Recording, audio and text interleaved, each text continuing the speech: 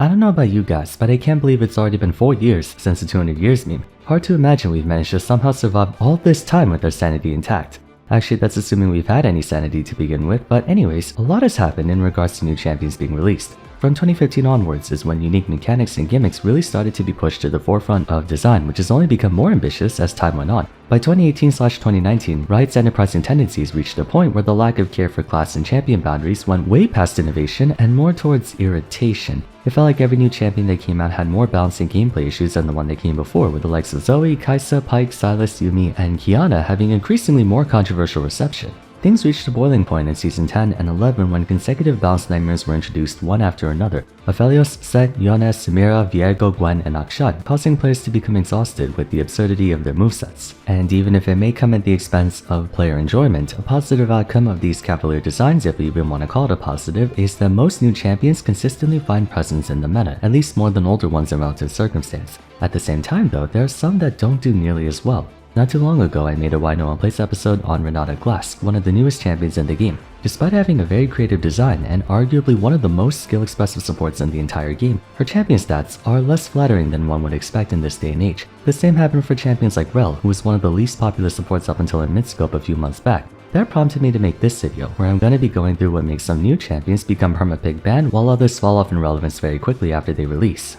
For those who watch my champion first impressions videos, you might recall me frequently bringing up the idea that a possible causality behind Riot giving super crazy and overloaded abilities to new champions is to make them stand out from their current roster so as to incentivize players to try them. For instance, when conceptualizing Ornn, he has to compete against the existing pool of tanks in this game, and to make sure he doesn't just feel like another carbon copy of Malphite, Maokai, Leona and such, they gave him some fancy tools, including the privilege of buying items remotely, unlocking special upgraded versions of items after a certain point, as well as a unique debuff mechanic in the form of Brittle. You can notice this more evidently in the Marksman class. Designing new AD carries mandates a more outside-the-box approach. Since they're meant to deal persistent DPS, especially through auto-attacking, there are only so many ways you can do that, which is why they've played around with incredibly off-the-cuff ideas like Aphelios' 5 weapons, Samira and Nilah's melee-centric nature, and Zeri's ability-based auto-attacks. Now, every champion, no matter what class or role they're planning on, has to answer one key question: what's their purpose? Depending on their answer, they're then followed up by supplemental questions, but ultimately, how a champion answers that first question has a compelling influence on what their players will want to add them to the champion pool in the long term.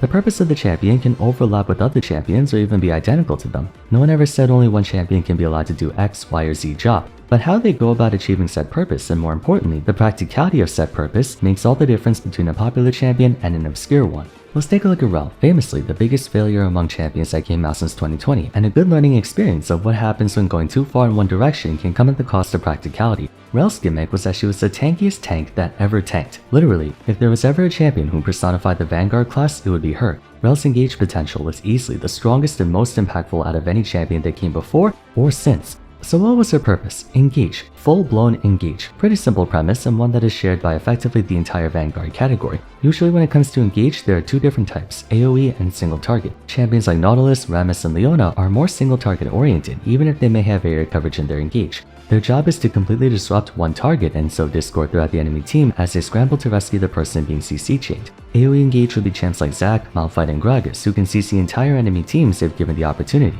The governing dynamic between single target and AoE is that the more targets a Vanguard can crowd control at once, the shorter their duration, the less abilities they may have, or the harder it is to pull off. Being single target oriented, Nautilus and Leona both have 3 crowd control abilities, totaling multiple seconds of crowd control. Leona's Q, E, and ultimate afford her 3 total seconds of almost guaranteed lockdown if she lands any one of them. Nautilus has a staggering 4.5 total seconds of lockdown with its passive Q and ultimate. Comparatively, an AoE tank like Ornn only has around 2 to 2.5 seconds of lockdown with its E and ultimate combo if we average out the primary and secondary targets. The duration is somewhat enhanced by Brittle, and it's also capable of affecting all 5 members of the enemy team on paper, but unlike Leona and Nautilus, Ornn's CC chain is substantially more difficult to pull off as it takes longer to execute and is therefore more avoidable. Another AoE Vanguard like Sion is a good example. Theoretically, Sion can CC chain the entire enemy team for up to 4 seconds all by himself, but that's under the very onerous condition that you land a max power ultimate and max charge Q, neither of which are easy to achieve consistently. So generally speaking, single target crowd control is more guaranteed and longer lasting than AoE crowd control.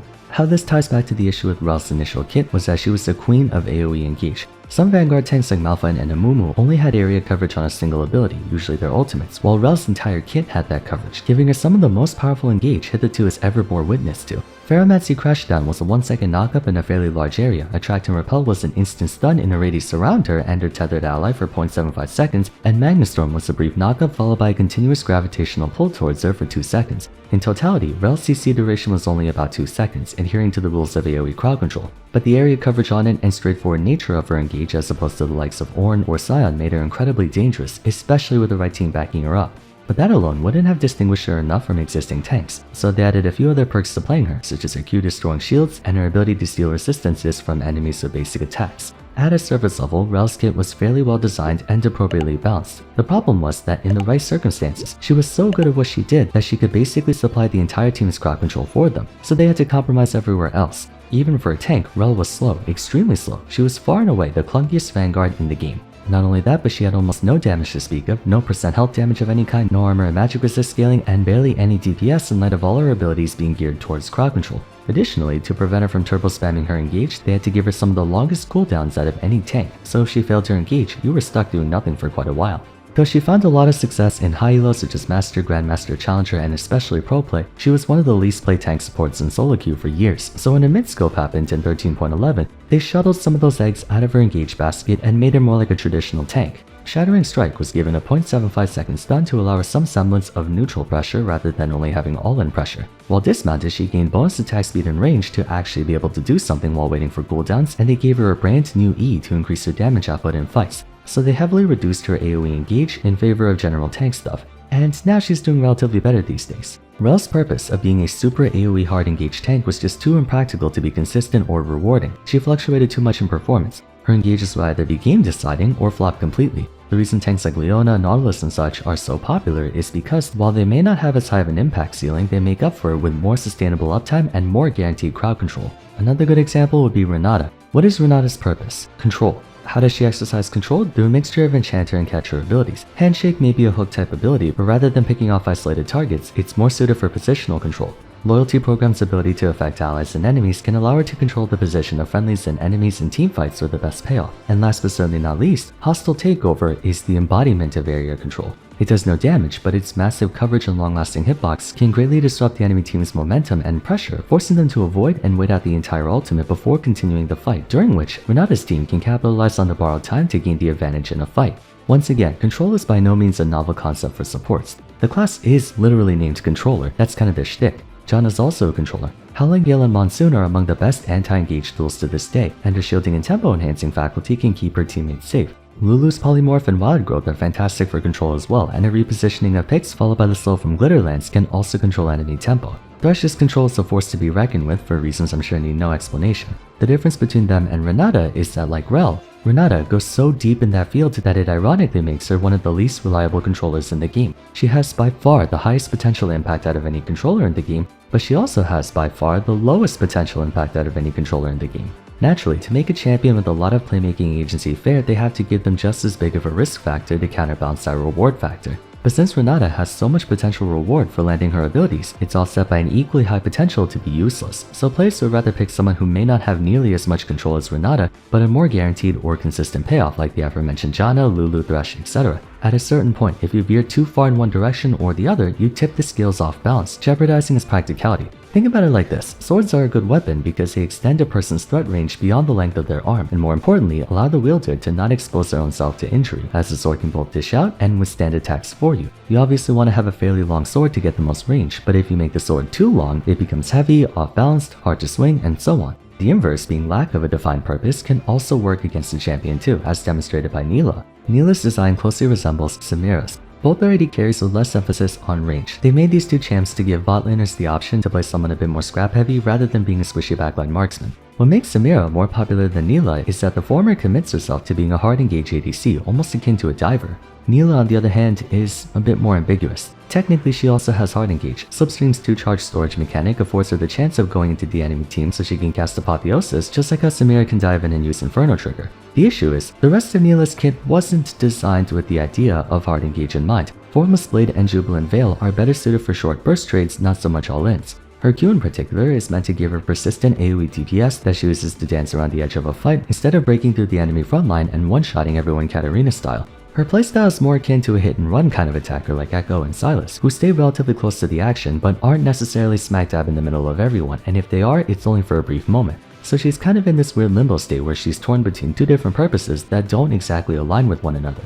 If you ever want to play a hard engage ADC, you have almost no reason to play Nilah over Samira. Add in the fact that despite being a melee champion with no engage, she would rather have an enchanter with heals and shields instead of a tank support due to her passive, and it's hard to get a clear grasp of her identity. As such, while she is slowly creeping back up in play rate, she's been mostly reserved to a dual bot lane pick, at least in my experience. Most Nilahs I run into in game are usually one tricks to duo with a support or jungle.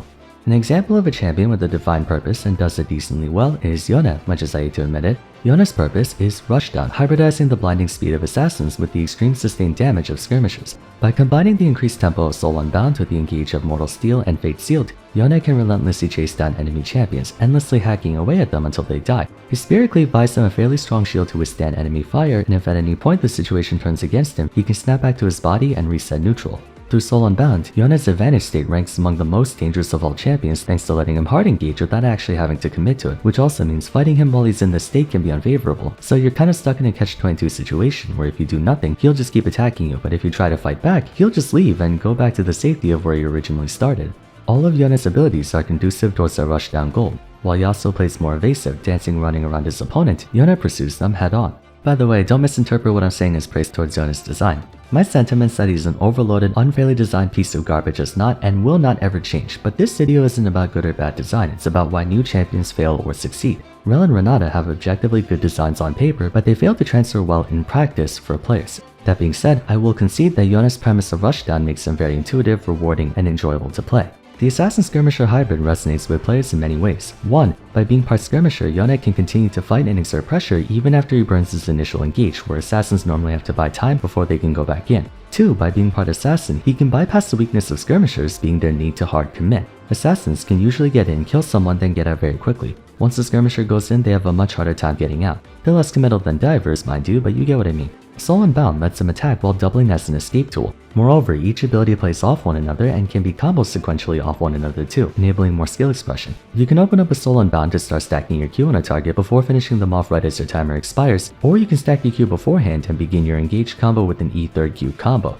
Also, the knockup from his third Q is just enough time for you to channel Fate Sealed right after, or vice versa. If you use Fate Sealed, you can cast his third Q right after, something his brother can't do since Last Breath resets the stacks of his Q. Point being, this was a pretty good way of designing a hybrid between the two Slayer classes, the evasive insta-kill threat of Assassin mixed with the shredding and dueling strength of a Skirmisher. Yone may be an overpowered wind shitter, but all things considered, he has a distinct purpose to the kit that is a good base output with room for upside. Every ability plays into each other to allow for a very intuitive and gratifying experience.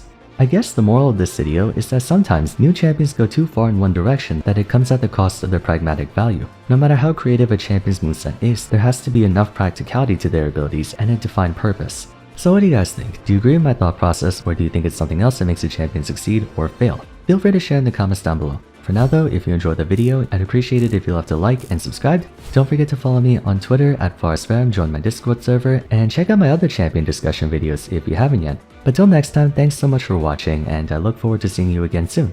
Take care.